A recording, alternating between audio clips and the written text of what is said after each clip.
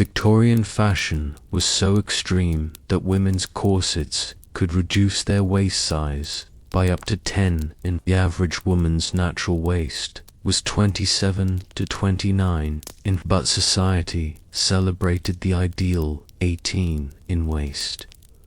All while doctors raised concerns about breathing difficulties and circulation problems. If you enjoy these stories, hit subscribe. Also, drop your location in the comments. I'm always curious where everyone's listening from. We're heading to Victorian England in a minute. First though, get comfortable. Seriously, take a second. Adjust whatever needs adjusting. You're not going to want to move once we start. The pressure around your ribs is the first thing you notice. Even before opening your eyes, you can feel it like a giant hand squeezing your torso. Welcome to morning as a Victorian woman in 1870. You blink awake in a modest bedroom, lying on a horsehair mattress that crinkles when you shift. The room is cold, damn cold, actually. The coal fire died hours ago, and frost patterns decorate the inside of your window panes. Unlike your cozy blanket right now, the thin wool coverings barely trap any heat. Time to rise, ma'am. Your lady's maid, Agnes, has entered silently. She's already been up for hours, lighting fires, preparing your clothes, heating water. She looks exhausted, but that's not your concern right now. You have your own battle ahead. Is it really necessary today? You ask, eyeing the contraption Agnes is laying out on the dressing table. I'm only visiting, mother. Agnes gives you that look. The one that says, we have this conversation every morning. Your mother would be the first to notice if you weren't properly dressed, ma'am, she replies diplomatically. She's right. Your mother would definitely notice and comment, and then tell everyone else she knows. The thought makes your stomach clench. The corset lies there like an instrument of torture, which honestly, it basically is. Whalebone and steel designed to force your body into an impossible shape. Last week, you heard about a woman whose corset was so tight that when she died, they found her ribs had grown around it like a tree growing around a fence. Your body literally reshaping itself to accommodate this cage. Shall we begin? Agnes asks. First comes the chemise, a thin cotton undergarment that serves as a barrier between your skin and the corset. Then cotton drawers tied at the waist. Already you're warmer. Silver linings, I guess. Agnes holds the corset up against your torso. It's a well-made piece, custom-fitted last year, when you still had dreams of achieving an 18-in waist. You're hovering around 20 in now, which your husband has deemed acceptable. How generous of him. Deep breath, ma'am, Agnes warns. You inhale as much as possible, knowing that soon breathing deeply won't be an option. Agnes wraps the corset around your torso and begins the lacing process. The first few tugs are manageable, just a gentle pressure. But as Agnes works her way down, each pull becomes more restrictive. Your ribs compress, your lungs can't fully expand. Your internal organs are literally shifting position. A bit tighter, mum. The blue dress needs a smaller waist. Just a bit more, you gasp. Agnes braces her foot against the bedpost for leverage, pulling the laces with all her strength. You grip the bedpost, knuckles white. Jesus, you mutter under your breath. How is this fashion language? Mum, Agnes reminds you, but there's sympathy in her voice. She's not immune. She wears a corset too, though a cheaper, less restrictive version. The pressure required for your waist would prevent her from completing her physically demanding work. With a final tug, Agnes ties off the laces. You try to breathe and find you can only take shallow sips of air. Your lower ribs are compressed almost to meeting in the middle. They're now beautiful, Agnes says, steering you toward the mirror. The transformation is undeniable. Your waist is impossibly small, creating that coveted hourglass figure, but at what cost? You already feel laded, and you haven't even gone downstairs yet. Dr. Harrison's warning echoes in your mind. These contraptions are slowly killing you, ladies, he'd said during your last visit for female troubles. Your mother had been scandalized, insisting he was being dramatic. But when he showed you those medical drawings, the way organs get crushed and displaced, you couldn't unsee it. The women in your circle dismiss such warnings. Men have always tried to control what we wear. Your friend Elizabeth had said last week. First they want us in corsets, then they claim to want us out of them for our health. Make up your minds, gentlemen. You had laughed along, but privately wondered if maybe the doctors had a point. Your monthly courses had become irregular and painful since tightening your corset to please your husband and that fainting spell at the Henderson-esque dinner party last month. Definitely from lack of oxygen. Now for the petticoats, Agnes announces, holding up what looks like enough fabric to sail a small ship. Layer by layer, Agnes builds your silhouette. First, the cotton petticoat, then two more made of heavier material. Already, you're carrying several pounds of fabric, all hanging from your compressed waist. Your lower back begins to ache in protest. I was reading about this American woman, you tell Agnes as she works, Amelia Bloomer. She wears trousers under a shorter skirt. Can you imagine? Agnes looks scandalized. Trousers on a lady, what would the neighbors say? That's exactly what my husband said, you sigh. But think how much easier it would be to move, to breathe, to exist. Easier isn't always proper, Mum, Agnes says diplomatically, though you can see a flicker of curiosity in her eyes. Next comes your bustle, a metal cage that attaches at your lower back, creating that fashionable posterior shelf that men supposedly find attractive. It adds another pound of weight and makes sitting a strategic challenge. You'll spend the day perching on the edges of chairs or standing until your feet throb. The blue dress goes on last. A beautiful creation of silk and lace with 57 tiny buttons down the back that poor Agnes must fasten one by the time she is done. Your back is ramrod straight, your waist is cinched to painful proportions, and your lungs can only expand by about half their capacity. There, Agnes says with satisfaction, you look like a proper lady. You study your reflection. Yes, you've achieved the ideal Victorian silhouette. Tiny waist, ample bosom, wide hips. The dress is beautiful, but already spots dance before your eyes from shallow breathing.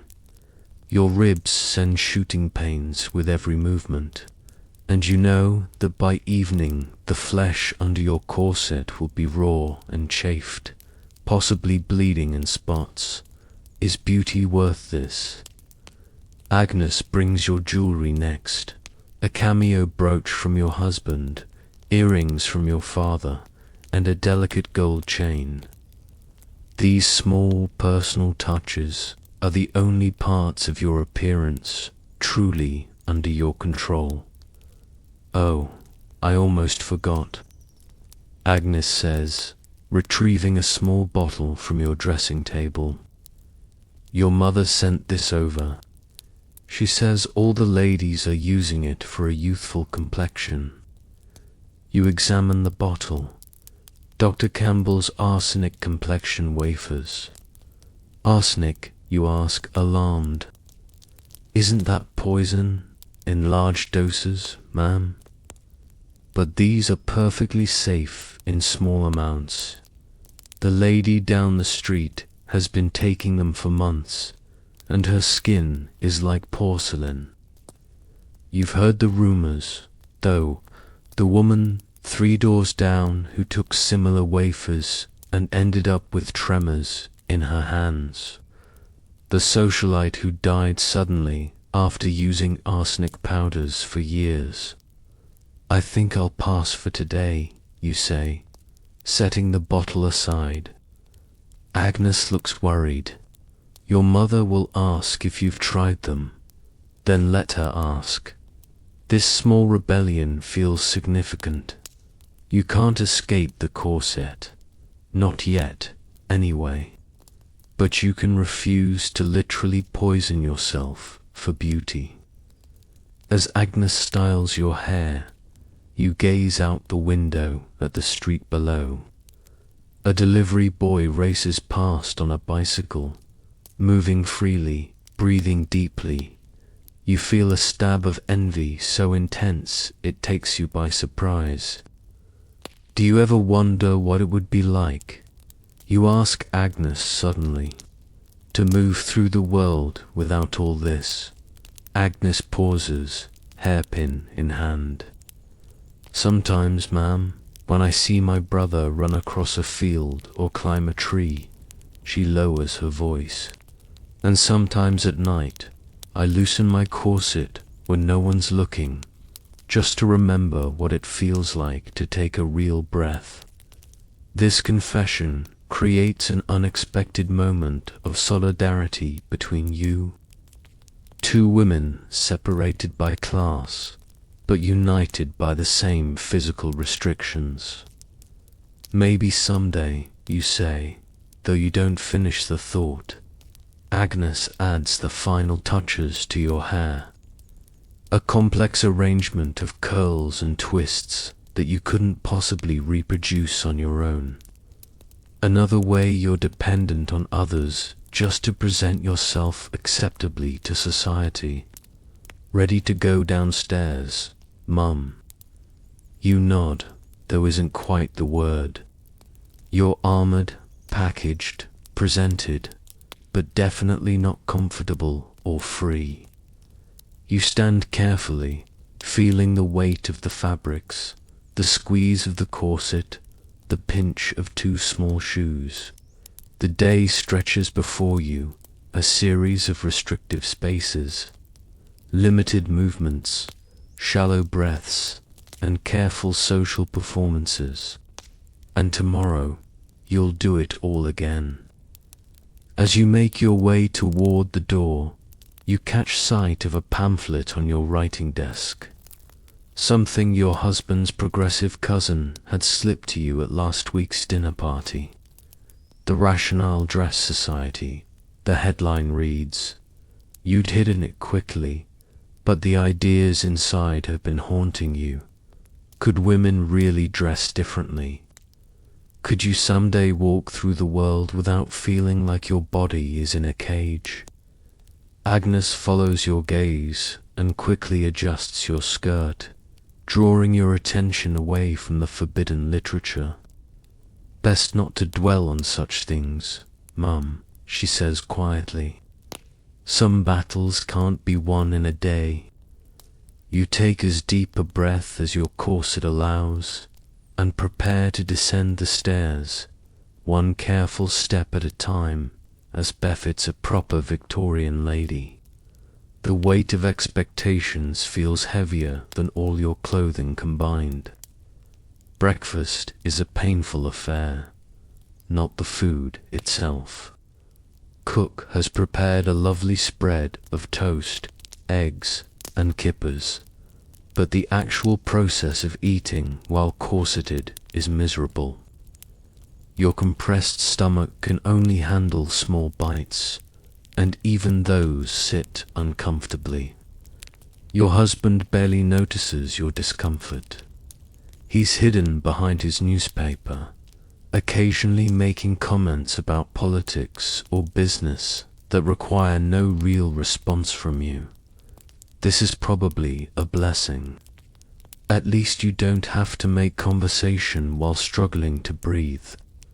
I'll be at the club until late, he announces, folding his paper.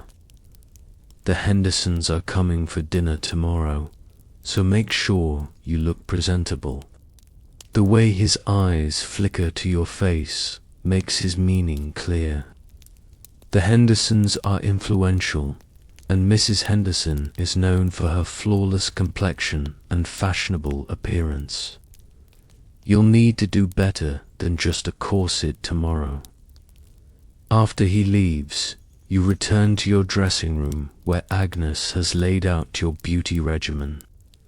The array of bottles, pots, and tools looks more like a chemist's laboratory than cosmetics. Shall we begin with the face treatments, Mum? Agnes asks. You nod, settling onto the stool before your vanity mirror. The woman who stares back at you is pale. Not the fashionable porcelain pallor, but the sickly pallor of someone who rarely sees the sun. Dark circles rim your eyes from another night of uncomfortable sleep in your corset.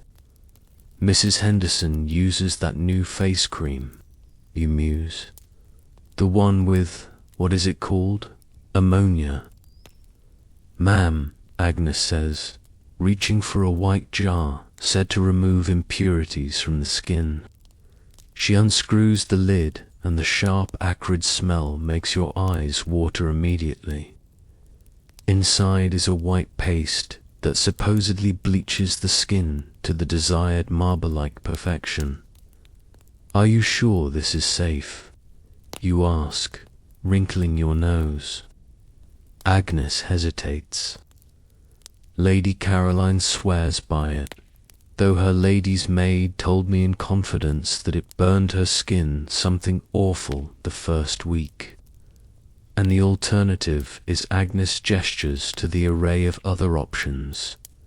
Creams containing lead, mercury, or arsenic, all guaranteed to create that coveted deathly pallor that signifies you've ever had to work outside in the sun. You know, Agnes says quietly, my grandmother used to make a face cream from beeswax and rose water. Didn't turn you white as a ghost, but it kept her skin nice into old age. You consider this. A natural option sounds appealing, but would it be enough? Society doesn't want nice skin. It wants unnaturally pale, artificially perfect skin. The kind that shows you can afford to poison yourself slowly in the name of beauty. Let's try the ammonia cream, you decide, mentally preparing for the burn, but not too much. Agnes nods and dips her fingers into the jar, then begins applying the cream to your face in light circular motions. The burning sensation is immediate, a chemical fire across your skin. Your eyes water and your nose runs, but you force yourself to remain still. It's working, Mum, Agnes says encouragingly. Your skin is already turning whiter. Probably because all the blood is retreating in terror, you mutter, which makes Agnes stifle a laugh. Next comes the powder, a fine white dust that Agnes applies with a large puff. It contains bismuth, a heavy metal that gives that desired matte finish. You try not to think about how it's slowly absorbing into your skin day after day, year after year. Now for your eyes, ma'am. Agnes reaches for a small dropper bottle containing a clear liquid. Is that the belladonna? Yes, ma'am. For brightening the eyes. You've used it before. Drops made from deadly nightshade that dilate the pupils dramatically, creating a deed, luminous look that men find attractive. The side effects include blurred vision, sensitivity to light, and if used too frequently, blindness. But what's a little vision damage in the pursuit of beauty? Just one drop in each eye, you instruct, tilting your head back. Agnes carefully administers the drops. The familiar burning sensation follows. Then the strange feeling of your pupils expanding beyond their natural size, letting in too much light. The world becomes slightly fuzzy around the edges. Beautiful, Agnes. Murmurs like starlit pools. You blink rapidly, trying to clear your vision. This temporary beauty will make reading impossible for at least 3 hours, and you'll need to avoid bright windows. A small price to pay, you're told. Remember what happened to Lady Pembroke. You ask Agnes as she prepares the rouge pot. They say she went completely blind from belladonna drops. I heard it was her own fault, Agnes replies, repeating the gossip of the servants' quarters, using them 3 times a day instead of once. You wonder what drove Lady Pembroke to such extremes. Was her husband particularly demanding? Did she feel the constant pressure to be more beautiful, more perfect, more Dolic for the male gaze? Or was she simply caught in the same beauty trap as all of you, competing in an endless game where the rules were written by men and the players were all women? Now for your lips, Mum.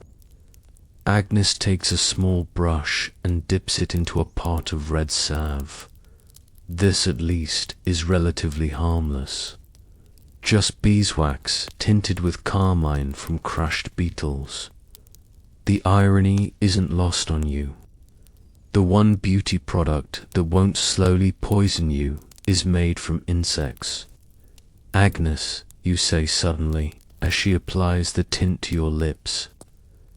Do you think our daughters will still be doing all this 20, 30 years from now? Agnes pauses, brush in hand. Hard to say, ma'am. My mother wore a corset even tighter than yours.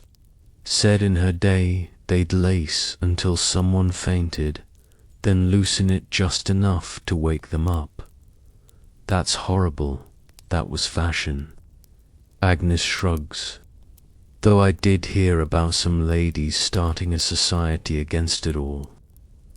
The rational something or other. Rational dress society you supply, thinking of the pamphlet hidden in your desk drawer. Agnes nods. My cousin works for a lady who's joined. It says they want women in shorter skirts and looser bodices. Some even wear trousers underneath, like men. The idea is both scandalous and thrilling. To move freely, to breathe fully, to exist in your body rather than being packaged in it. What do you think would happen? You ask, genuinely curious. If I just didn't wear a corset one day. Agnes looks genuinely alarmed. Oh, ma'am, you couldn't. Your husband would notice straight away. And if you went out, why, everyone would talk. But what if all women decided at once? They couldn't ostracize all of us. I suppose not, Mum. But who'd be the first? That's the problem, isn't it? Someone has to go first. Someone has to brave the ridicule, the social suicide of defying convention. And despite your private rebellious thoughts, you know it won't be you. Not today, anyway. Now for your hair, Mum, Agnes says, changing the subject. She picks up the curling tongs that have been heating by the fire. They're red hot, designed to create the tight ringlets currently in fashion. Your scalp still bears small scars from previous burns, an occupational hazard of Victorian hairstyling. Agnes is skilled, but accidents happen, especially when working with tools literally designed to burn. Have you heard about that new permanent waving machine? Agnes asks as she carefully wraps a strand of your hair around the hot metal. They say it can curl your hair for weeks, not just days. The Nestler machine, I read about it. Didn't the inventor burn his wife's hair off twice while perfecting it? That's what I heard. Agnes confirms with a slight smile. Must have been quite devoted to him to let him try a third time. You share a laugh at this, a rare moment of feminine solidarity across class lines. Both of you understand the painful absurdity of what women endure. The smell of singed hair fills the room as Agnes continues her work. It's not burning, just cooking slightly.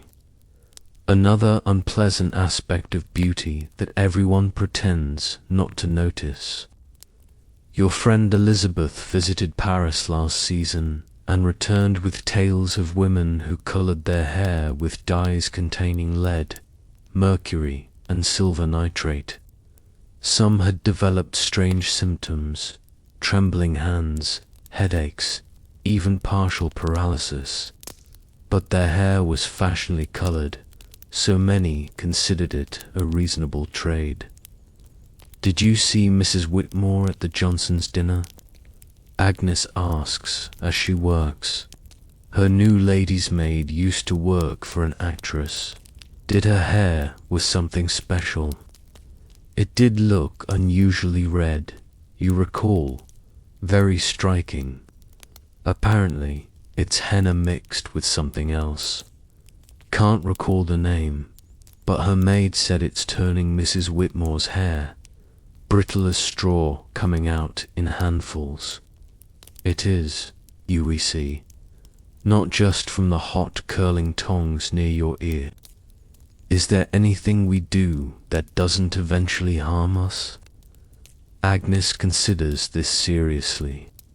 Sleep, perhaps. Though my mother always slept in pappets to curl her hair and woke with awful headaches from the tight wrapping. With your hair finally arranged in an elaborate style that will require you to sleep sitting up to preserve it, Agnes steps back to admire her work. Perfect, ma'am. Now for the finishing touch.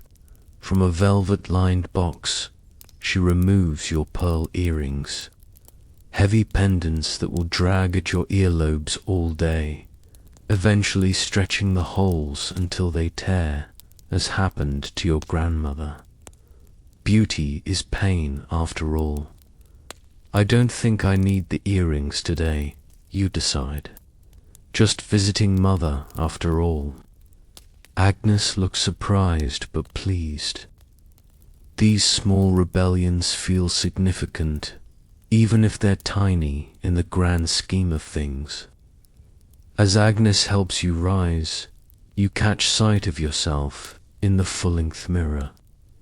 The transformation is complete.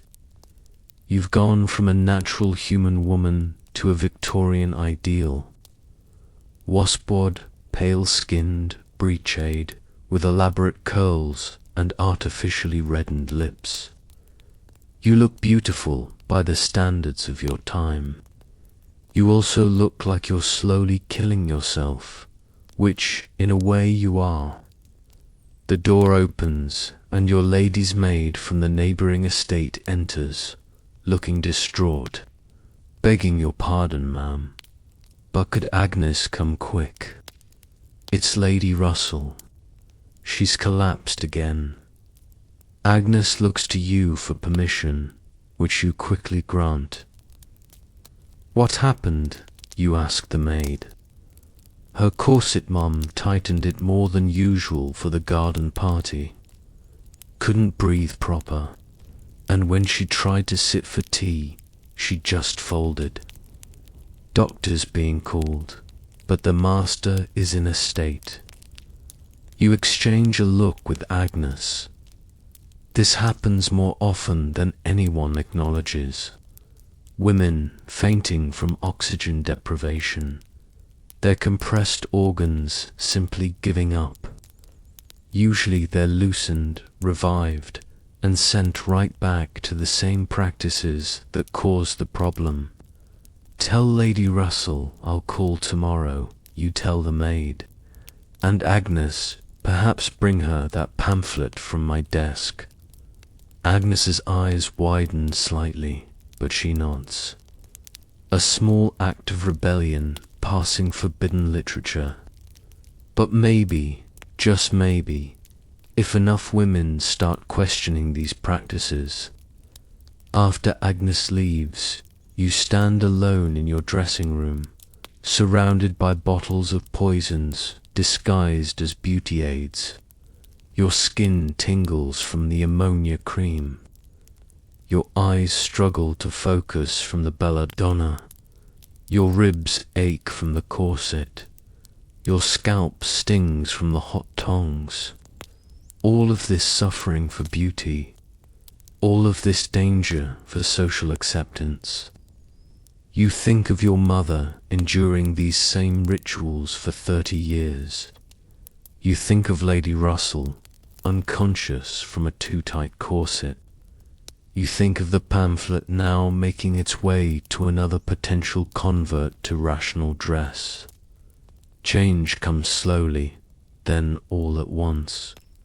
Perhaps you're witnessing the slow part, the quiet questioning, the private rebellions, the whispered conversations between women about whether there might be another way to exist in the world. You take a final look in the mirror. Today, you'll play by society's rules. You'll visit your mother, corseted, painted, and proper. But you've refused the arsenic wafers. You've skipped the heavy earrings. You've passed along dangerous literature. Small acts of rebellion, but they have to start somewhere. With careful, measured steps, the only kind possible in your restrictive clothing, you make your way downstairs to begin your day, wondering if your daughter or granddaughter might someday walk freely, breathe deeply, and exist in her body as nature intended. It seems an impossible dream, but then again, all change begins as an impossible dream. The carriage ride to your mother's home is uncomfortable. Each bump in the road jars your compressed organs, sending small shocks of pain through your abdomen. You try to sit perfectly straight, as slouching in a corset creates its own special kind of torture. The rigid boning digging into your flesh like knives. Your mother's home appears around the corner. A respectable townhouse with lace curtains visible through gleaming windows. The perfect Victorian home designed to showcase the perfect Victorian wife who maintains it. Your mother greets you in the parlour. her own waist impossibly tiny for a woman in her 50s. You wonder how many decades her organs have been compressed, reshaped, rearranged within her body. Has she ever taken a full breath? You can't remember ever seeing it. Darling, she says, kissing your cheek. You look acceptable, though your complexion could use some help. Have you tried those arsenic wafers I sent over? Not yet, mother, you reply. I've been feeling a bit unwell. She frowns. All the more reason to use them. Nothing enhances a woman's beauty like a touch of illness. Men adore the delicate look. She leans closer. Mrs. Carrington has been taking them for months and received 3 marriage proposals for her daughters already this season. You don't mention that Mrs. Carrington's youngest daughter confided in you that she's been coughing blood recently. Beauty has its price. And in Victorian England, that price is often paid in health. I've come for your advice. Actually, you say, changing the subject.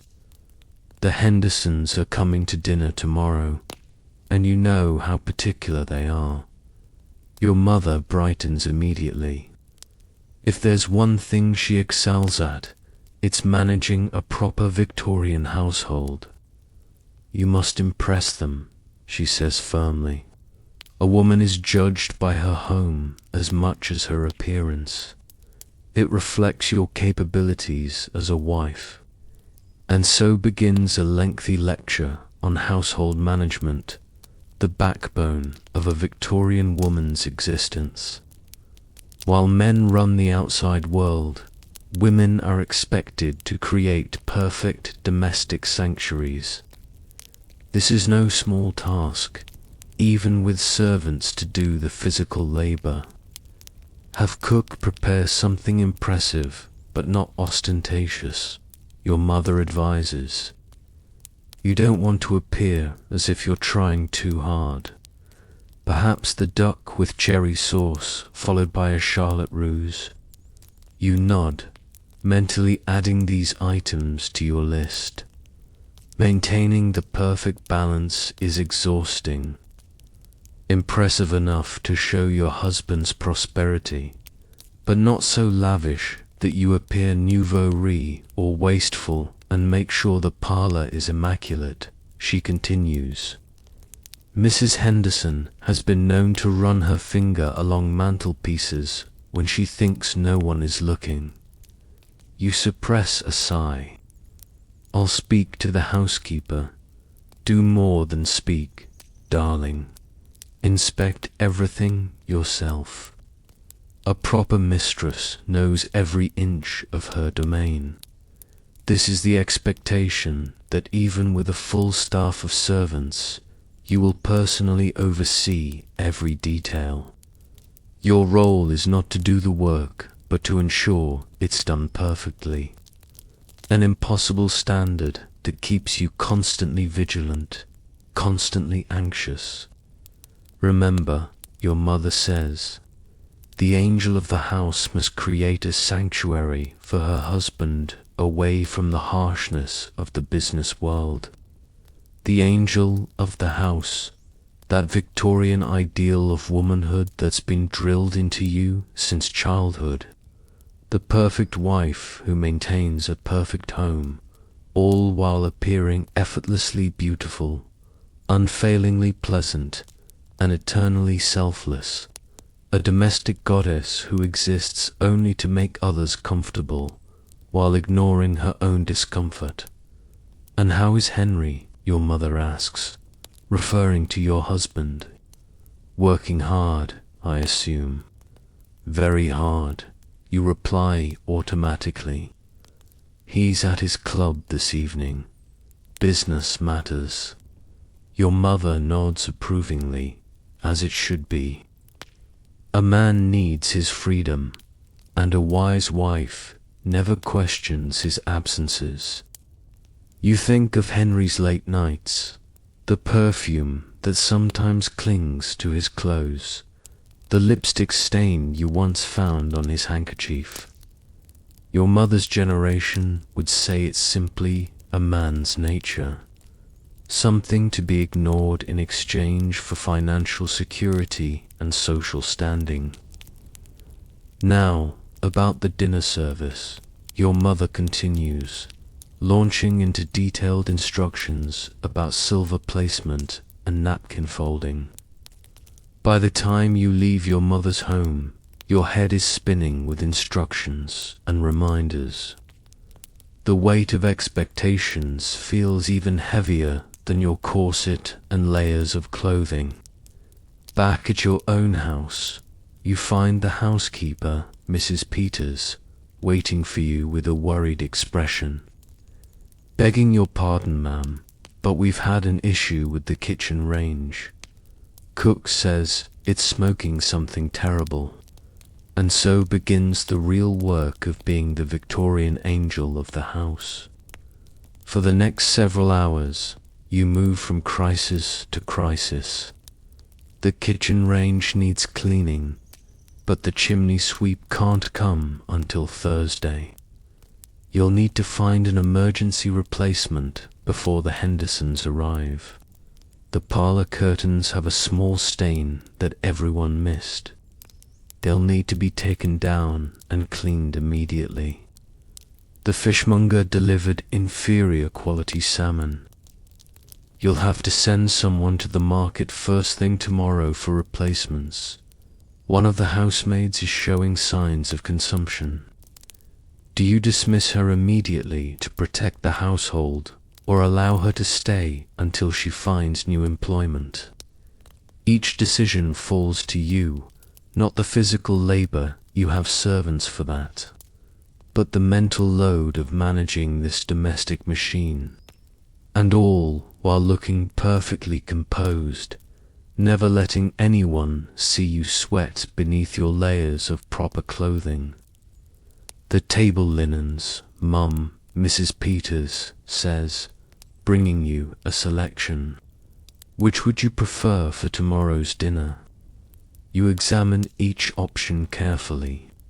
This seemingly small decision could impact how the Hendersons perceive your entire household. Too ornate suggests trying to impress. Too simple implies carelessness.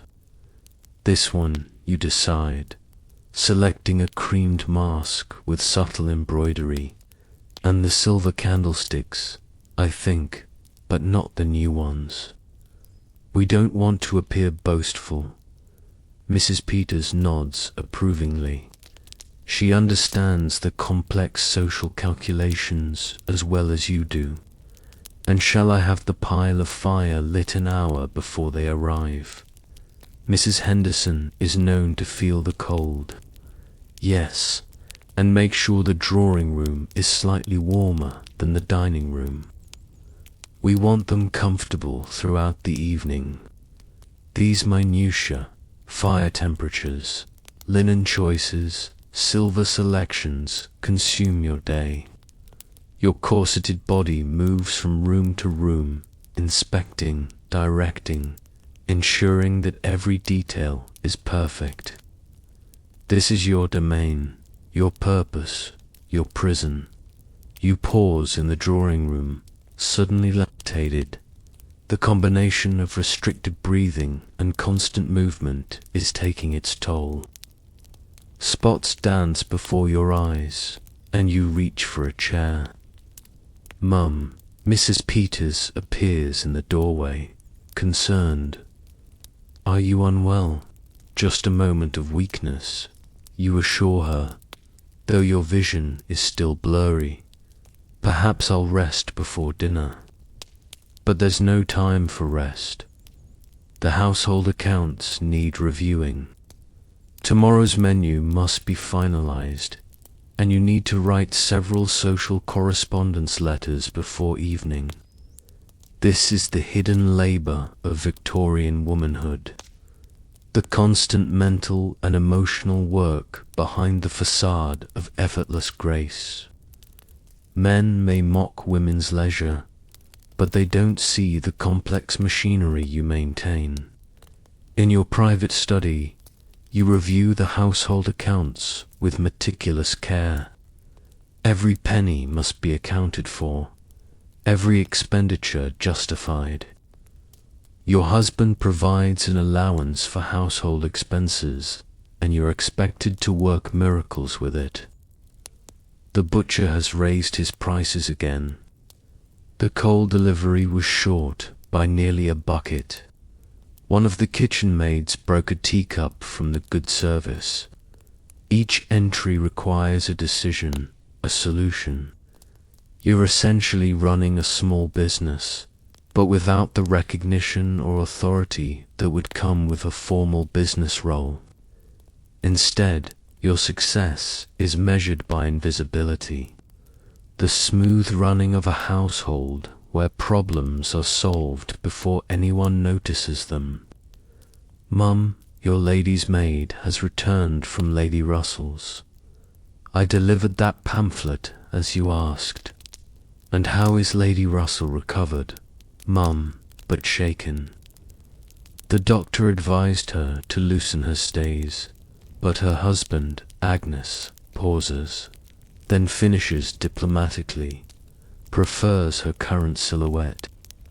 You understand the unspoken reality. Lady Russell will continue to risk her health, because her husband values her appearance over her well-being. It's a bargain most of you have made. She was most interested in the pamphlet, Agnes adds quietly, asked if I might bring more information next time I visit. A small victory, another potential ally in the quiet rebellion. You nodded, then returned to your accounts. By the time evening arrives, you've solved a dozen household crises, reviewed the entire menu for tomorrow's dinner, written 5 social letters, organized the flower arrangements, and inspected every room the Hendersons might possibly enter. All this while restricted by your corset, dress, and social expectations of proper feminine behavior. You haven't raised your voice, shown frustration, or admitted to any physical discomfort. The perfect angel of the house. Your husband returns home as you're taking a rare moment of rest in the drawing room. The house looks acceptable, he comments, which from him is high praise.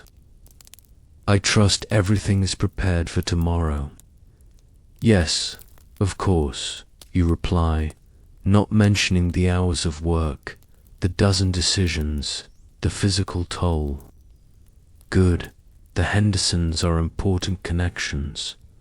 Mr. Henderson could be very useful to my business ventures. And there it is, the real purpose of your domestic labor. Not your comfort, not even really his, but the advancement of his social and business standing. Your home is a stage set for his ambitions, and you are both the stage manager and a principal actor. Oh, and Margaret, he adds casually, wear the blue silk tomorrow. It gives you a more youthful appearance. You nod, though the blue silk requires an even tighter corset. You'll need to start lacing earlier to acclimate your body to the additional restriction. Perhaps you'll skip breakfast entirely. It's impossible to eat in that particular corset anyway. I thought I might invite Lady Russell to tea next week, you say carefully. She's been unwell. Your husband frowns. I've heard concerning things about the Russells. He mentioned that she's been reading some rather inappropriate materials, feminist nonsense about rational dress or some such. Your heart beats faster. Has he somehow discovered your own interest in the movement? You keep your expression neutral. How shocking, you murmur. I had no idea. Best to limit your association with her. I think we don't need those sorts of radical ideas in our household. You nod again, the perfect, obedient wife, while internally calculating how you might still communicate with Lady Russell without your husband's knowledge. The Ladies' Charitable Committee, perhaps he never pays attention to those womanly activities. I believe I'll retire early, you say. Tomorrow will be quite demanding. He waves a dismissive hand already buried in his newspaper. Your domestic labors are invisible to him, both the physical toll and the mental load. He sees only the results. A well-managed home, an attractively presented wife, a social reputation that benefits his business interests. Agnes helps you prepare for bed, a process almost as involved as dressing. Each hairpin must be carefully removed to preserve tomorrow's hairstyle. Your face must be cleaned of powders and paints. Your corset finally can be loosened. The relief is immediate and almost painful in itself. Blood rushing back to compressed areas, organs shifting tentatively back toward their natural positions. You take a deep breath, your first full inhalation since morning. Will that be all, Mum? Agnes asks, folding your discarded clothing. Yes, thank you, Agnes. You pause, then add, could you perhaps find more of those pamphlets? Lady Russell isn't the only one who might be interested. Agnes smiles slightly. I believe I could, ma'am. My cousin knows a lady who attends their meetings. Another small conspiracy, another tiny rebellion. Not enough to change your life today, but perhaps enough to plant seeds for tomorrow.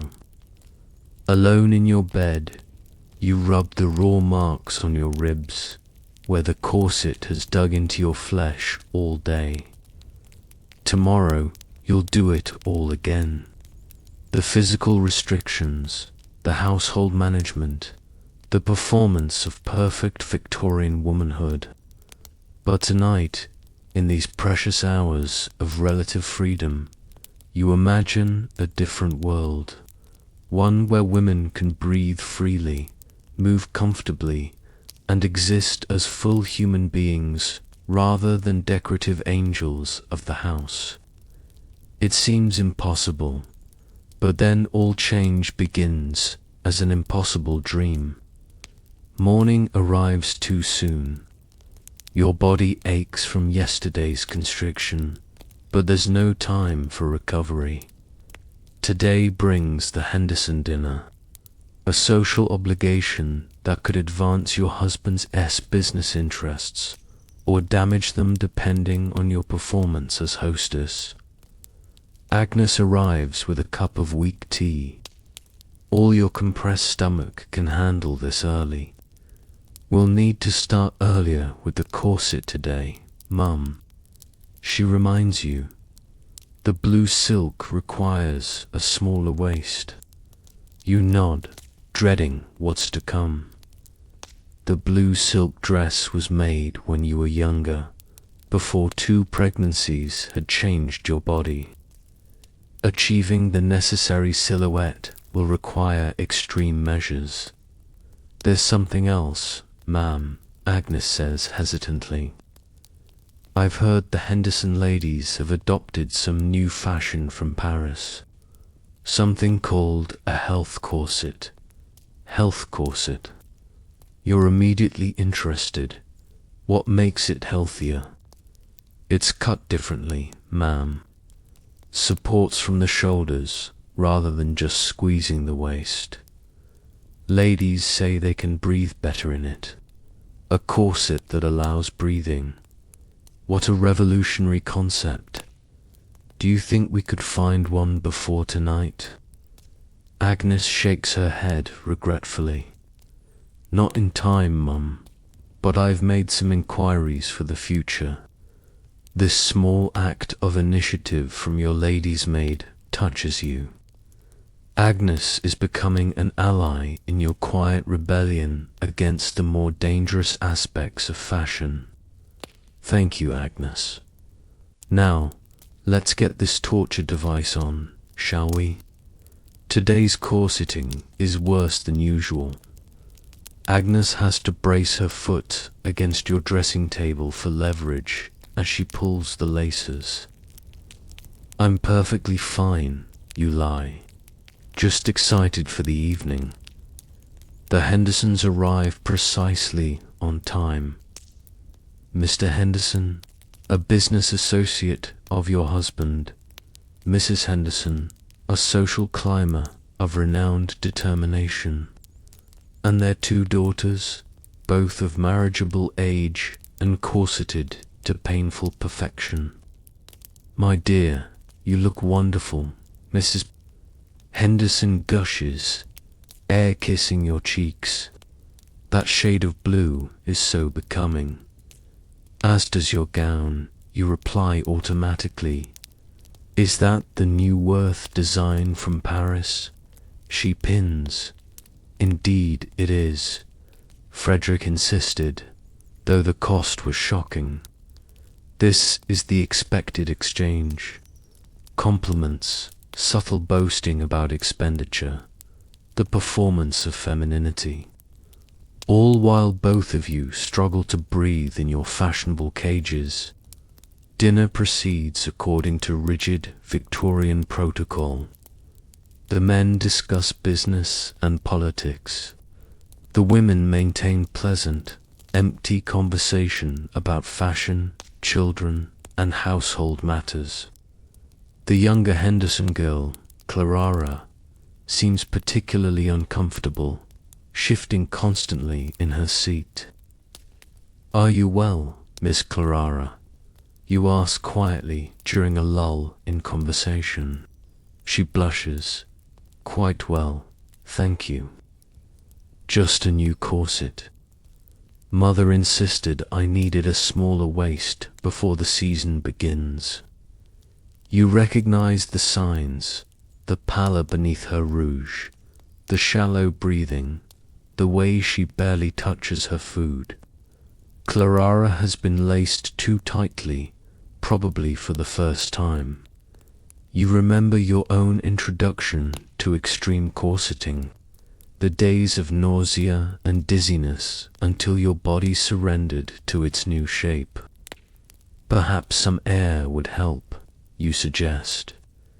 We could step onto the terrace for a moment. Mrs. Henderson frowns. Clara is perfectly fine. Just a bit of maidenly excitement about her upcoming debut. The message is clear. No acknowledgement of physical distress is permitted. The polite fiction must be maintained. Women do not suffer for beauty. They achieve it effortlessly. As dessert is served, you notice Clara's face growing paler.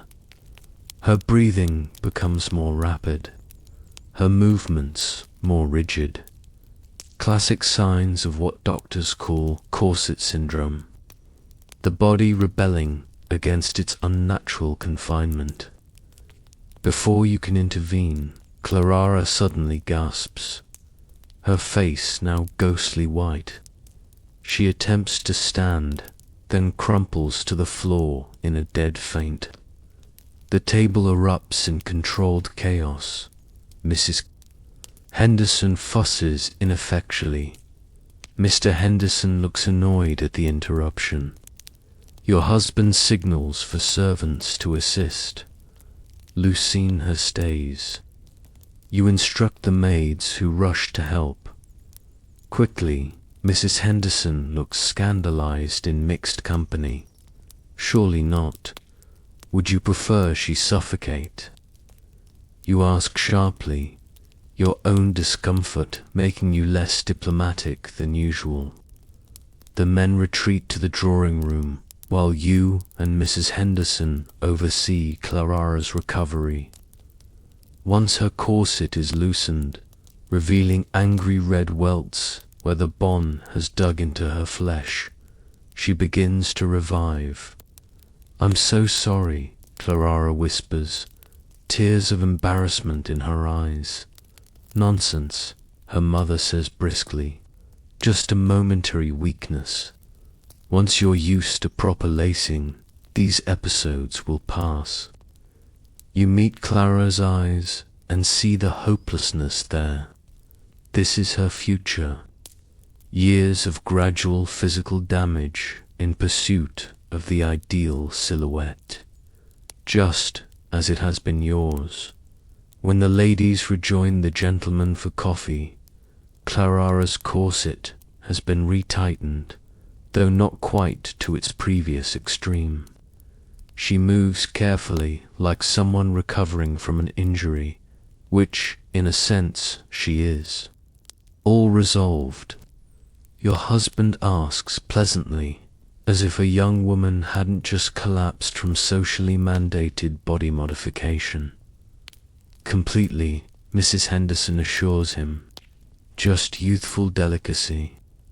The rest of the evening passes without incident, though you notice Clara barely speaks. Her focus is entirely on maintaining her composure, while fighting the restrictions of her clothing. As you bid the Hendersons goodbye at the end of the evening, you press a small card into Clara's hand. On it, you've written the name of a dressmaker who secretly creates less restrictive corsets. One Agnes discovered through her growing network of fashion rebels. Clara glances at it, then quickly tucks it into her glove, giving you a grateful look.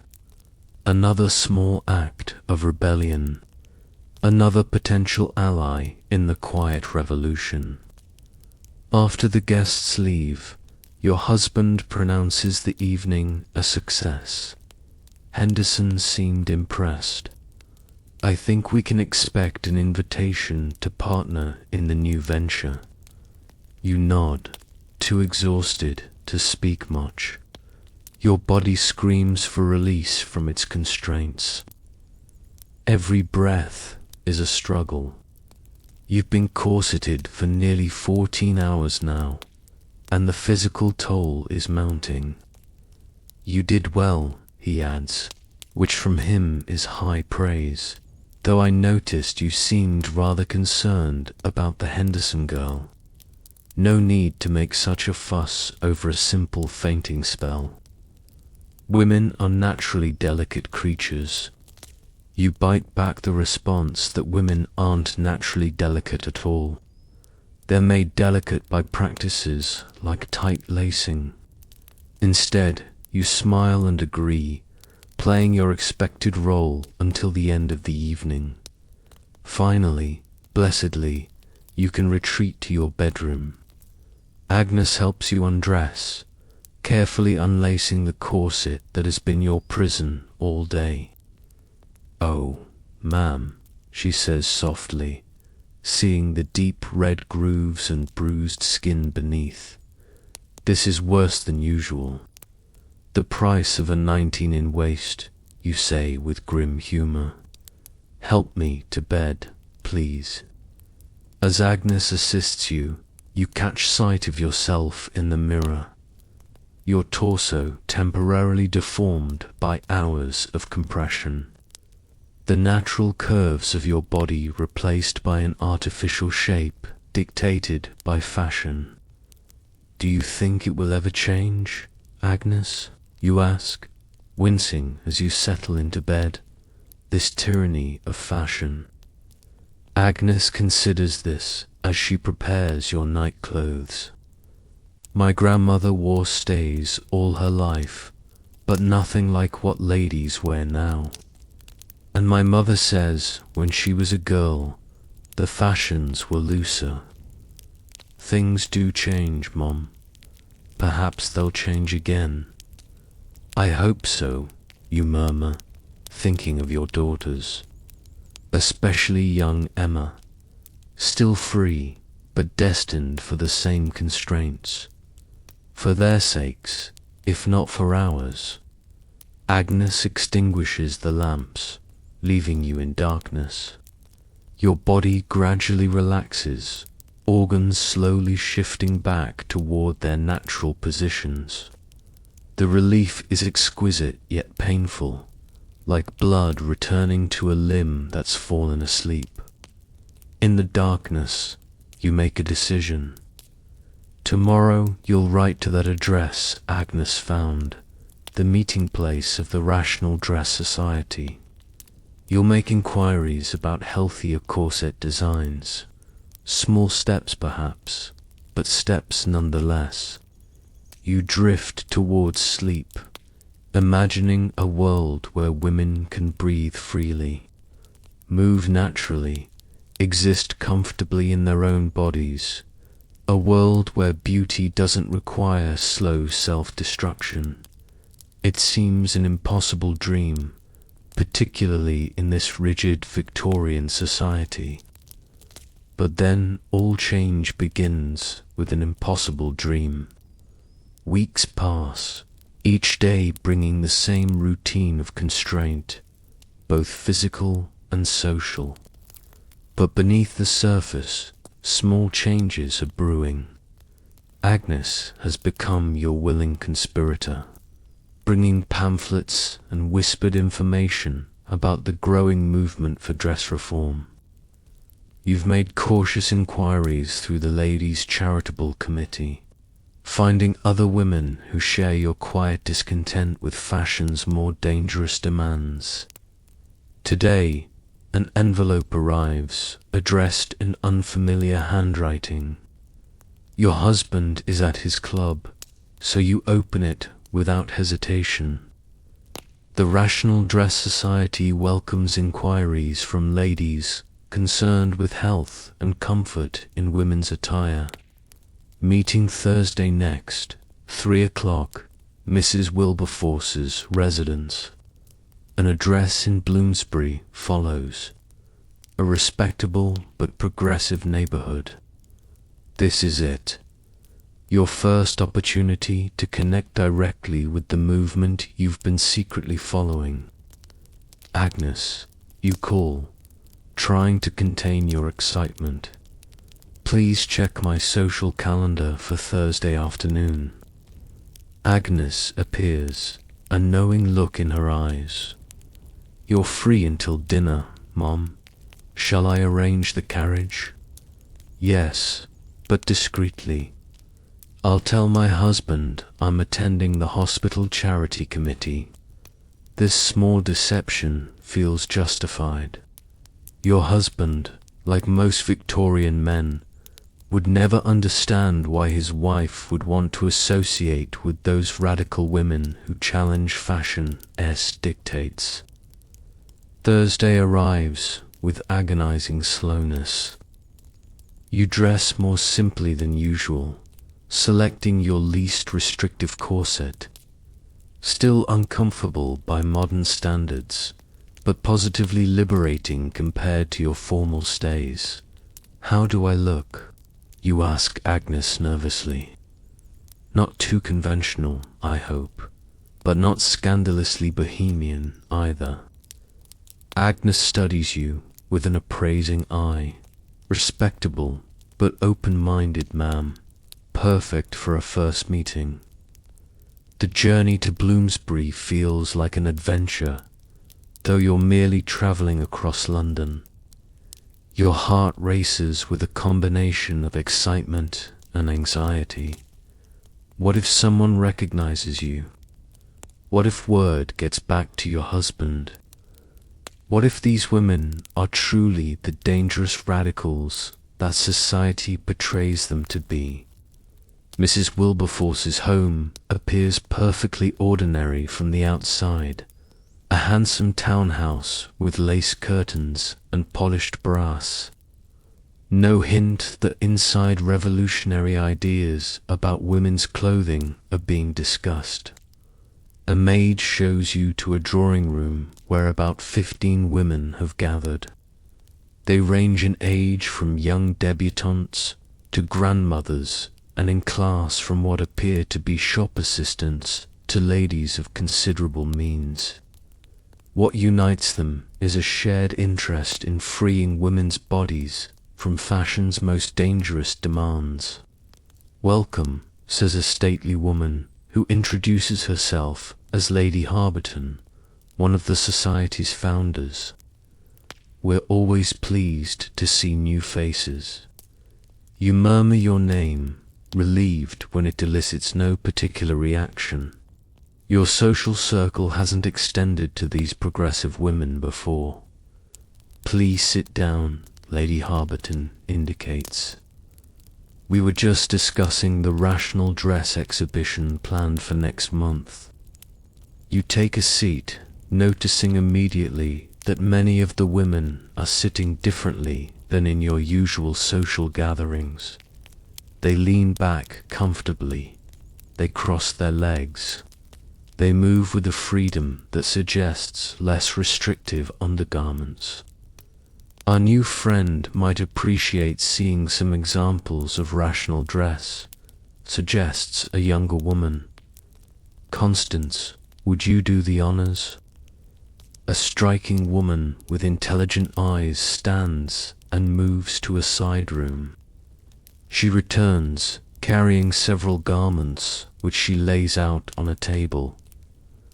"I'm Constance Wilde," she introduces herself, and you recognize the name with a start. The wife of Oscar Wilde, the famous writer and athlete. These are examples of what we consider more rational alternatives to current fashion. She holds up the first item, a corset unlike any you've seen before. "This is what we call a health corset," Constance explains. "Note how it supports from the shoulders rather than compressing the waist. It allows for natural breathing and movement while still providing the structure that many women feel they need." You examine it with interest, noting the practical design. It would still shape the figure, but without the extreme compression that makes traditional corsets so dangerous. "And this," she continues, "is perhaps our most controversial item, the divided skirt." She holds up what appears at first glance to be an ordinary skirt, but upon closer examination reveals itself to be very wide-legged trousers disguised as a skirt. For cycling, walking, and general freedom of movement, Constance explains. All the modesty of a skirt with the practicality of trousers. A murmur runs through the room. Even in this progressive gathering, the idea of women wearing anything resembling trousers is shocking to some. "I wore a similar garment to a restaurant last month," Lady Harberton says with a mischievous smile. "They refused to serve me in the ladies' dining room. Said I wasn't properly dressed. Can you imagine? 15 yards of fabric covering every inch of my legs. And I was considered improperly dressed." Laughter ripples through the group. There's a camaraderie here, a shared understanding of fashion's absurdities that you've never experienced in your usual social circles. "What brings you to us today?" Lady Harberton asks you directly. Most women find us through some personal crisis with conventional fashion. All eyes turn to you, curious but supportive. You take a deep breath, easier in your less restrictive corset, and find yourself sharing the story of Clara Henderson's fainting spell, your own daily discomfort, and your concern for your daughter's future. "I don't want Emma to grow up thinking she must torture herself to be acceptable," you finish. "But I don't know how to change things for her when the entire society enforces these standards." Nods of understanding greet your words. Many of these women have daughters or nieces of their own. That's why we exist, Constance Wilde says gently. Not to force change overnight, but to create alternatives, to educate, and to support each other in making healthier choices. May I see the health corset again? You ask. I'd be interested in trying one. For the next hour, you're introduced to a world of alternative fashion you never knew existed. Lightweight fabrics that don't require heavy petticoats. Boots designed for walking rather than just appearance. Hats that can be secured without dangerous hat pins. Most importantly, you're surrounded by women who question the status quo, who prioritize health and comfort alongside appearance, who believe women deserve better than slow self-destruction in the name of beauty. We're not suggesting women abandon beauty, Lady Harberton explains. As tea is served, we're simply advocating for a beauty that doesn't compromise health. My husband designs aesthetically pleasing clothing that doesn't torture the wearer, Constance adds with a smile. Oscar believes beauty should never require suffering. You think of your blue silk dress requiring that punishing 19 in waist. Could there truly be beautiful clothing that allows for natural breathing, comfortable movement, healthy internal organs? As the meeting continues, practical matters are discussed. How to order healthier clothing options discreetly. How to introduce rational dress ideas to skeptical friends and family. How to handle social criticism when making even small changes to conventional dress. Many of us begin with underwear. An older woman advises a less restrictive corset, more reasonable petticoats, things that improve comfort without creating social scandal. This approach appeals to you. You're not ready to wear divided skirts in public, but you could certainly adopt a healthier corset for everyday wear.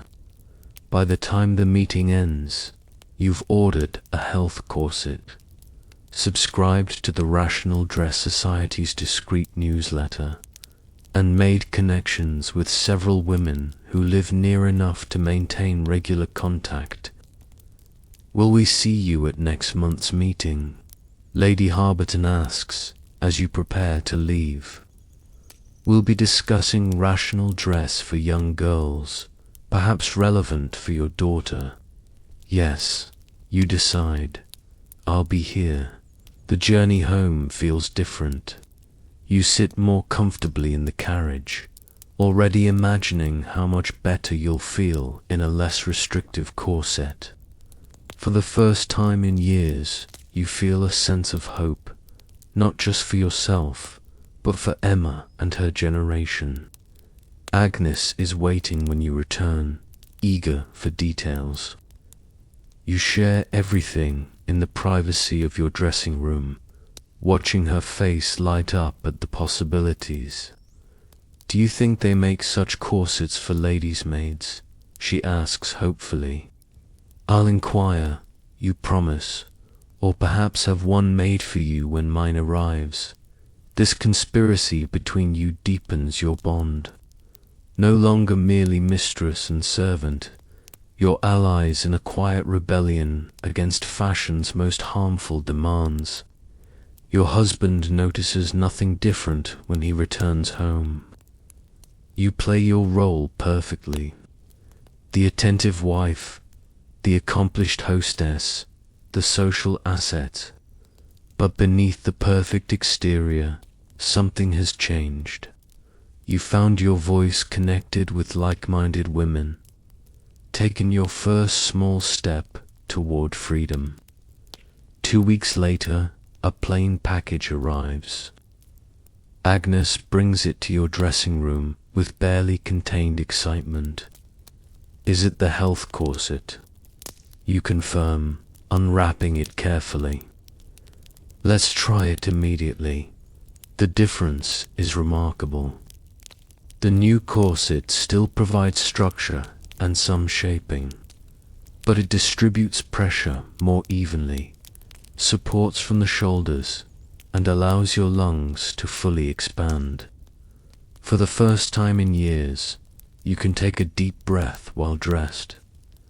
How does it feel, ma'am? Agnes asks as she helps you dress. Like freedom, you say simply. Your day unfolds with unprecedented ease. You can bend to pick up a dropped handkerchief. You can climb stairs without stopping to catch your breath. You can eat a normal meal without discomfort. Small freedoms, but revolutionary in their impact on your daily life. That evening, you attend a dinner party wearing your new corset beneath a high-necked evening gown. No one notices any difference in your appearance, but you notice the difference in how you feel. Alert rather than lightheaded, comfortable rather than in constant pain. Lady Russell is among the guests, and you find a moment to speak privately with her. You look well, she comments. There's a new energy about you. I've been making some changes, you say carefully. Have you heard of the Rational Dress Society? Her eyes widen slightly. I have their pamphlets. I attended a meeting. It was illuminating. This shared secret creates an immediate bond. For the rest of the evening, you and Lady Russell exchange glances. Whenever the conversation touches on fashion or women's health, conspirators in a gentle revolution. Over the following months, you make additional small changes. You order walking boots with sensible heels. You gradually reduce the weight of your petticoats. You forget to use belladonna eye drops when not attending important social functions. None of these changes draw particular notice. Your husband, focused on his business and social climbing, hardly registers the subtle evolution in your appearance. As long as you present appropriately at important functions, he has little interest in your daily dress. Your daughters, however, do notice. 14-year-old Ilelanina watches you curiously as you move more freely, breathe more easily, seem more comfortable in your own body. Mother, is your corset different? She asks one afternoon while you're arranging flowers together. You pause, considering how to respond. This could be a crucial moment in your daughter's life. Yes, you say simply. I found a healthier design that's still quite proper. Would you like to see it? Elenina's eyes light up. Could I have one? My training corset pinches terribly. I think that could be arranged. You say, your heart swelling with hope. Perhaps Elena can avoid the years of discomfort and health problems you've endured. 7-year-old Emma, still blissfully uncorseted, notices even more dramatic changes in her mother. You can pick me up again, she exclaims one day, when you spontaneously lift her in a hug. You said your dress wouldn't let you before. I have better dresses now, you explain, twirling her around in a moment of uncharacteristic playfulness. Dresses that let me move and breathe and hug my favorite daughters. These small freedoms, breathing, moving, hugging your children, remind you how much has been sacrificed on the altar of fashion. How many moments of joy have been constrained by whalebone and steel. by social expectations and beauty standards that prioritize appearance over health. You continue attending Rational Dress Society meetings, now bringing Lenina. Occasionally, the network of like-minded women grows, sharing information, supporting each other's small rebellions, creating a community of resistance against fashion's most harmful dictates. Not every experiment is successful. You try a walking skirt shortened to ankle length for a country ramble, and face such shocked stares from neighbors that you retreat to conventional length afterward. You attempt to wear a lighter corset to church, only to receive cutting remarks from your mother about letting yourself go. Change comes slowly with setbacks and compromises, but it comes. The most dramatic moment arrives unexpectedly during a summer visit to your sister's country home. Away from the rigid social scrutiny of London, your sister has adopted some surprisingly progressive ideas. "I've taken up bicycling," she announces one morning at breakfast. "The doctor recommended it for my health, and I found it wonderfully invigorating." Your husband and brother-in-law exchange skeptical glances. Bicycling is still controversial for women, though becoming more accepted among the more progressive set. "But how do you manage in skirts?" you ask, genuinely curious. Your sister's eyes twinkle. "Come to my room after breakfast. I'll show you." Upstairs, she closes the door and dramatically pulls a garment from her wardrobe. A bicycling outfit with divided skirts, very similar to what you saw at the Rational Dress meeting. "Helen, you didn't." "I did," she says defiantly. "And it's marvelous.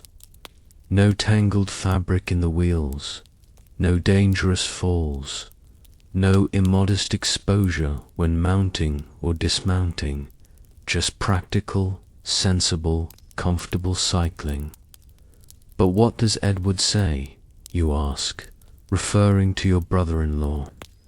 "He was horrified at first," she admits. "But when Dr. Matthews prescribed regular exercise for my nerves, Edward had to concede. Now he barely notices." "Would you like to try it?" You hesitate. This goes beyond a slightly less restrictive corset or lighter petticoats.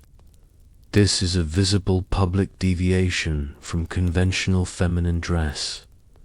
Are you ready for such a step? Yes, you decide, surprising yourself. I would.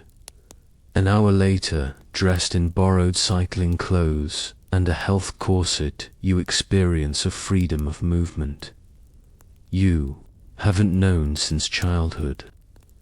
The divided skirt allows you to stride naturally to mount the bicycle without struggle, to pedal without restriction. You and Helen cycle down country lanes, laughing with the sheer joy of physical freedom. The summer air on your face, the ability to breathe deeply, the natural movement of your body. It's intoxicating. This is how we're meant to feel. Helen calls over her shoulder, not trapped in fabric cages. You can only nod, too overwhelmed with sensation to speak. This is what you've been missing.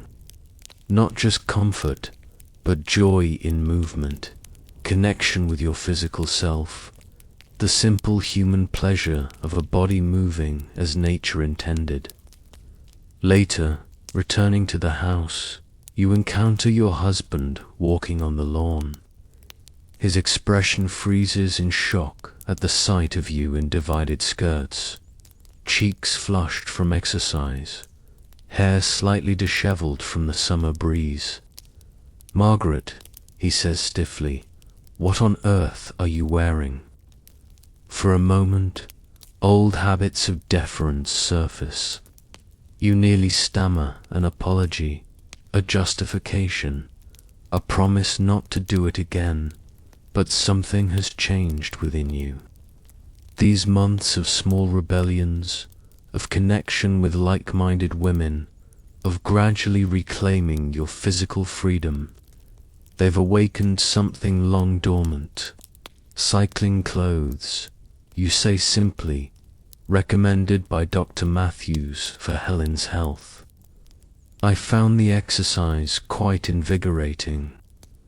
He frowns, clearly displeased, but unsure how to respond to this calm assertion. Medical advice provides a shield he's reluctant to challenge directly. You look unsuitable, he finally says. I trust this is a country experiment only. Of course, you agree smoothly. Just a bit of healthful exercise away from London eyes. This compromise, freedom in private, conformity in public, is one many women of your generation will make. Not a complete revolution, but a step toward it. Not freedom for all women, but small expansions of possibility that future generations can build upon. That evening, changing for dinner with Alice's help, you reflect on the day's experience. I felt alive, Agnes. You try to explain. Not just comfortable or pain-free, but truly alive in my body. Agnes smiles. That's how people are meant to feel, Mum, not tortured by their clothing. As she helps you into an evening gown, still conventional enough to satisfy social expectations, but worn over your health corset. You think of your daughters, Ella Lenina, who may have more choices than you had, Emma, who might grow up in a world where women's health matters more than waist measurements. Change comes slowly, then all at once. You're living in the slow part, the quiet questioning, the small rebellions, the gradual shifts in what women will accept. But you can see the future on the horizon. A future where beauty doesn't require suffering, where fashion serves women rather than constraining them, where your daughters can breathe freely and move naturally through the world. It seems less impossible now, because all change begins with an impossible dream nurtured by brave hearts and stubborn minds. Years pass.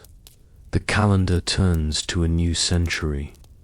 Queen Victoria dies in January 1901, and her son Edward VII assumes the throne. The Victorian era ends, giving way to the Edwardian period, a time of transition, of shifting social norms, of emerging modernity. You've changed with the times in your own careful way. Your corsets are now the healthier variety, still maintaining a proper silhouette, but allowing for natural breathing and movement. Your skirts have risen to ankle length for walking and daily activities. You've even, on special country occasions, borrowed Helen's cycling costume for private afternoon rides. Your daughters have benefited from your quiet rebellion. Ella Lenina, now 21 and recently married, has never known the extreme restriction of a 19-in waist.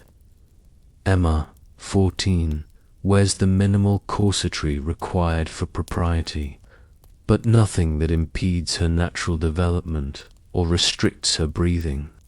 But the world is changing in ways beyond fashion.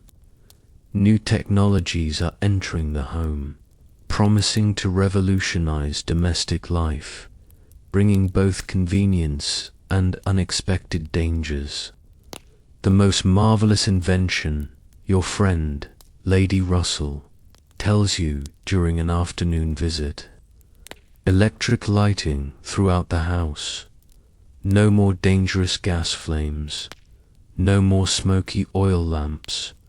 Just clean instant light at the touch of a switch.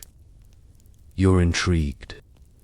Your own home still uses gas lighting with all its attendant risks of explosion, fire, and toxic fumes. Electric lighting sounds like a miracle. Henry is considering it, you admit, though he worries about the cost and reliability. Frederick was concerned too, Lady Russell says, referring to her husband. But after Mrs. Henderson's curtains caught fire from a gas lamp, he decided electricity was the safer option. Safety is the great selling point of this new technology. Newspapers are full of stories about gas explosions, lamp accidents, and homes burning down. Electric lighting, proponents claim, eliminates these dangers. What the enthusiastic advertisements don't mention are the new dangers electricity brings. Dangers few understand in these early days of domestic electrification. You discover this firsthand when your husband finally agrees to have the house wired for electricity. Workers arrive drilling holes, running wires, installing strange new fixtures. The process is disruptive and expensive, but the promise of modern convenience seems worth it. The future, my dear, Henry says proudly when the installation is complete. No progressive household can be without electricity now. The electric lights are indeed miraculous. Clear, steady illumination without heat, smoke, or odor. You're particularly relieved to have them in the nursery, where Emma's reading habit had always made you nervous with oil lamps near bedding. But the lights are just the beginning. Once electricity enters the home, a flood of new appliances follows, each promising to modernize housework and improve domestic life. The first is an electric kettle, a modern marvel that boils water without a stove or flame. Agnes is delighted with it, exclaiming over the time saved in morning tea preparation. Be careful with the cord, the salesman had warned when delivering it. Keep it away from water, and don't let it fray. You're diligent about these precautions, but not everyone understands the dangers. You hear about Mrs. Chamberlain's maid, who received a nasty shock when using their electric kettle with wet hands. She survived, but the incident reveals how little people understand about this powerful new force they've invited into their homes. Next comes an electric iron, heavier than traditional flat irons, but more consistent in temperature and requiring no heating on the stove. Mind you, don't leave it facing down. Agnes cautions the housemaids. Mrs. Littleton's iron burned right through her ironing board and started a fire when her maid was called away. The convenience of these devices is undeniable, but they bring new risks that weren't present with older technologies. Traditional dangers were visible and understood. Fire burns, gas smells before it explodes. Steam is visibly hot. Electricity's dangers are invisible, silent, and poorly understood. The most dramatic illustration of this comes with your newest acquisition, an electric refrigerator, replacing the traditional icebox in the kitchen. No more ice deliveries, no more melting and dripping. The salesman enthuses constant cold temperature for safer food storage. What he does emphasize is that early refrigerators used toxic gases like ammonia or methyl chloride as refrigerants. If these leak, which they often do, they can cause respiratory distress, skin burns, or even death. You learn this when Cook comes running upstairs one afternoon, face pale with fear. "Mum, there's a terrible smell from that new ice chest, and the kitchen maid's taken ill." You rush downstairs to find the kitchen maid, young Sally, slumped in a chair, breathing in shallow gasps. The air in the kitchen has a strange, acrid quality that burns your throat. Open all the windows, you command the hovering staff, and someone fetch Dr. Matthews immediately. Sally recovers with fresh air and rest, but the incident leaves everyone shaken. The refrigerator company sends a repairman who identifies a leak in the cooling system. "Happens sometimes with the new models," he says casually. "Better now than in winter when you can't open the windows, eh?" His cavalier attitude horrifies you. This appliance could have killed your staff, yet it's treated as a minor inconvenience. You insist on additional safety measures and regular inspections before allowing the refrigerator back into operation. As more electric appliances enter your home, a vacuum cleaner, a toaster, an electric fan, you become increasingly concerned about their safety. Manufacturers seem to prioritize innovation over protection, rushing new devices to market before they're fully tested. "Did you hear about the Harringtons?" Lady Russell asks during a tea visit. "Their new electric heater caused a fire. The wiring in the walls couldn't handle the current." These stories circulate among homeowners, creating a growing awareness of electricity's hidden dangers. Yet there are few regulations governing these new devices. No standard safety measures, no consistent quality control. The most alarming development comes when you visit Eleanor in her new home. Proud of her modernity, she shows you her latest acquisition, an electric tablecloth with built-in wiring for plugging in multiple appliances. You can use the toaster, kettle, and coffee pot all at once, she demonstrates. Isn't it clever? You watch in horror as she casually handles electrical connections with damp hands from washing the teacups.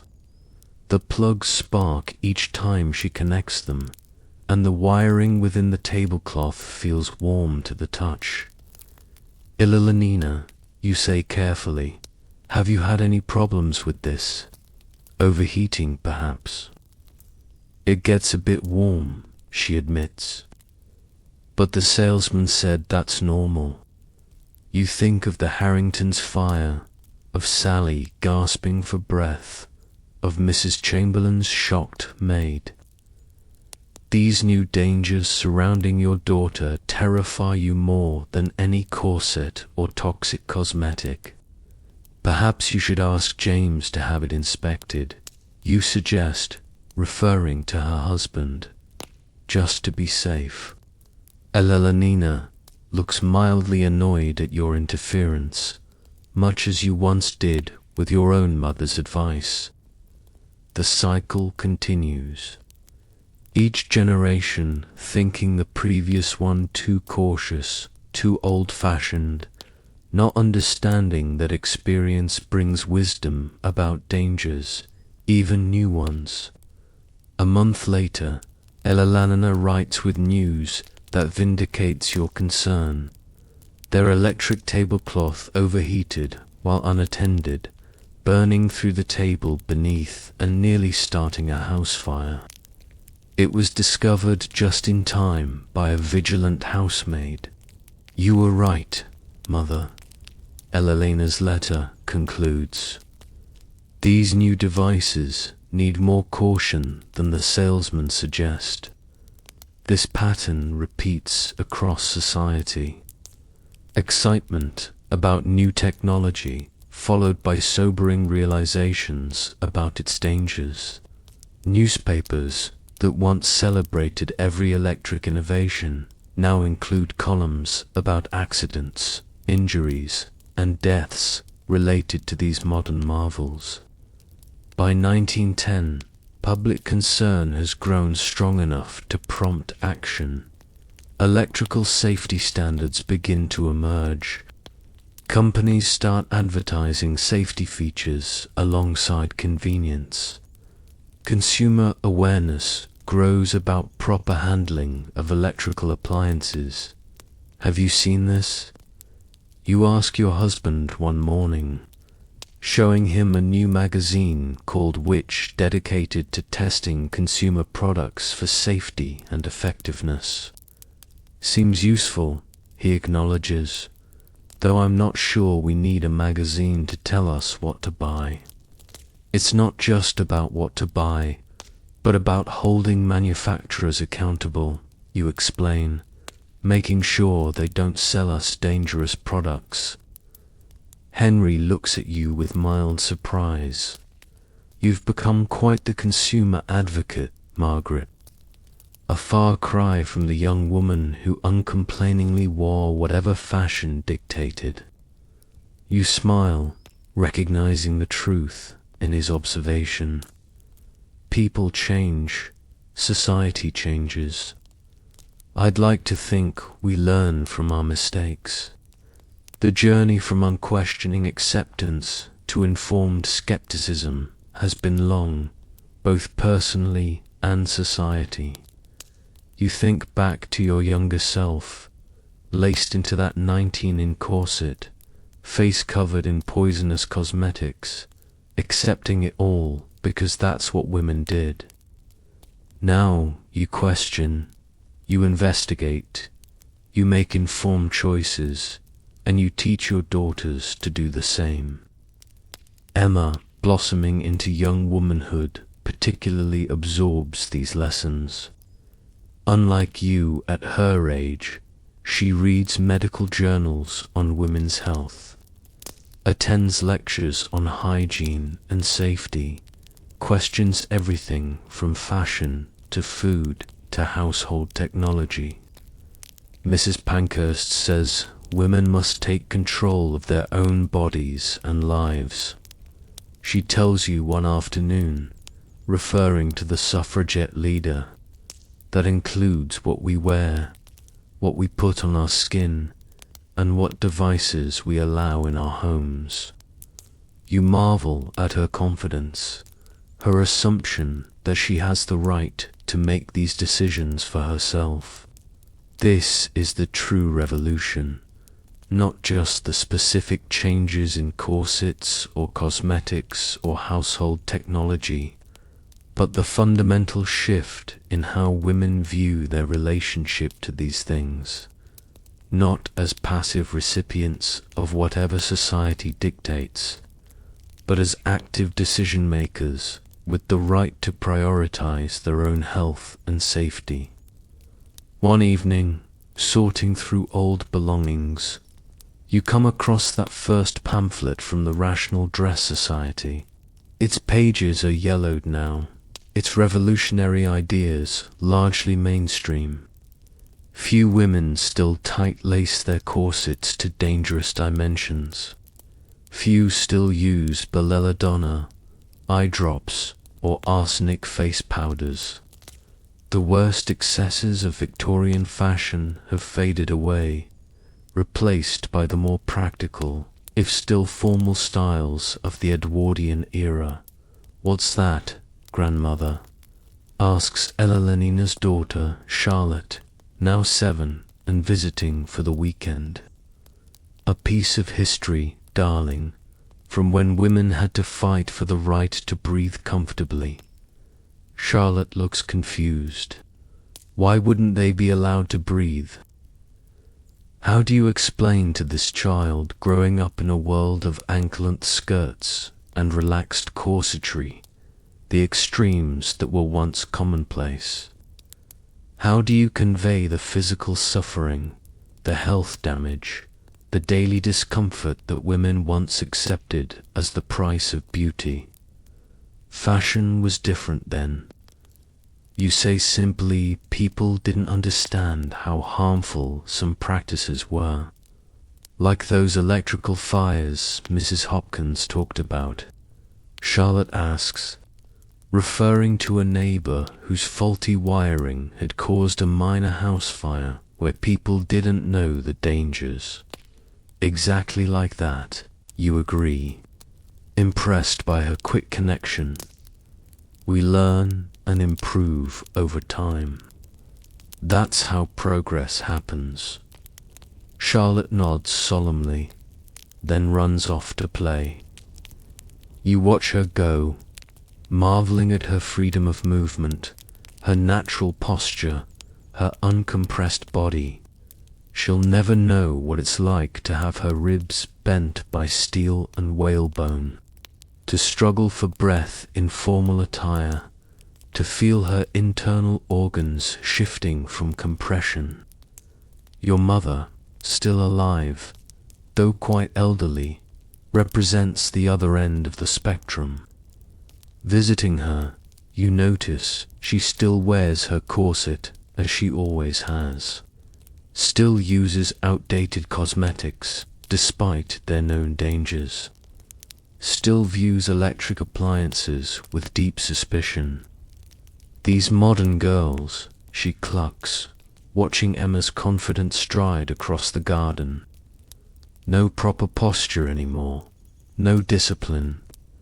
You see only health and natural grace, but you don't argue.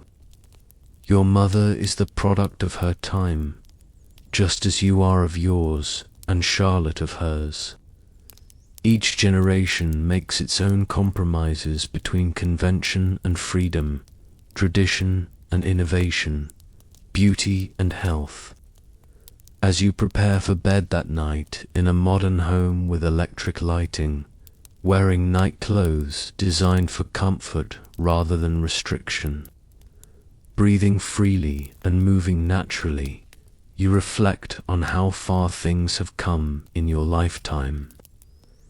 The dangerous beauty practices of the Victorian era have largely disappeared.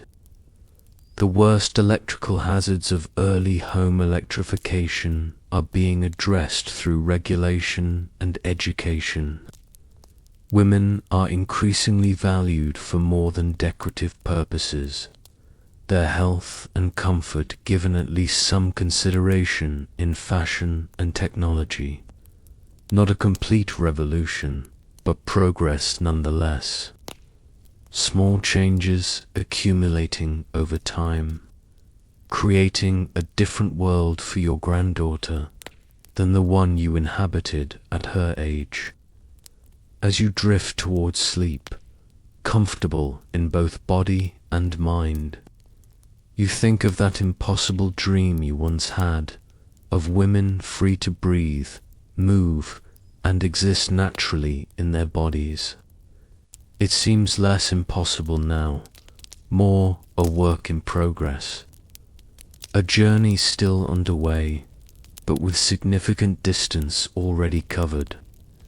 Your contribution was small personal choices, private rebellions, quiet advocacy, but multiplied across thousands of women making similar choices. These small acts created meaningful change. The safer, healthier world your granddaughter inhabits is built on these accumulated decisions. The path from Victorian restriction to modern freedom wasn't straight or simple. New technologies brought new dangers alongside their benefits. Each solution created fresh problems to solve. Progress came unevenly with setbacks and complications, but progress came nonetheless and continues to come as each generation questions, challenges, and improves upon the practices of the last. Your breathing deepens as sleep approaches. No corset restricts your lungs. No toxic chemicals burn your skin. No dangerous electrical connections threaten your safety. Small freedoms that once seemed impossible, now taken for granted. Perhaps that's the nature of progress. Today's radical ideas becoming tomorrow's common sense. Perhaps your granddaughter will someday tell her granddaughter about the barbaric practices of her youth, marveling at how far things have come. As you drift into dreams, your mind releases the story of beauty and peril, of Victorian dangers and Edwardian transitions. Your body rests comfortably, free from the constraints that once bound it. History unfolds in its slow, imperfect way, each generation making its own unique compromises between tradition and innovation, safety and progress, beauty and health. Your breathing deepens, your muscles relax, your mind quiets. Sleep comes easily in this modern world of relative comfort and safety. A world you helped create through countless small acts of rebellion and advocacy. Rest well in that knowledge as you drift deeper into peaceful,